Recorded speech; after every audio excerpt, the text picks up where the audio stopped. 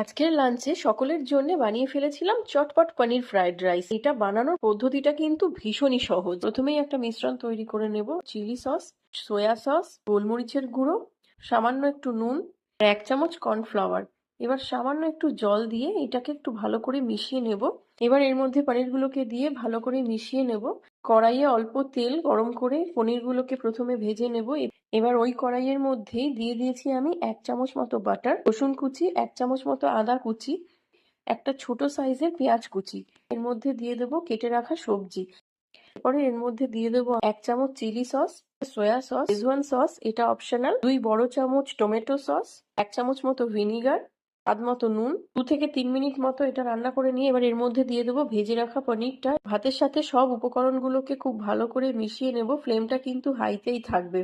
Just 2 minute আমরা এটাকে রান্না করব আর আমাদের পনির ফ্রাইড রাইস একদম রেডি।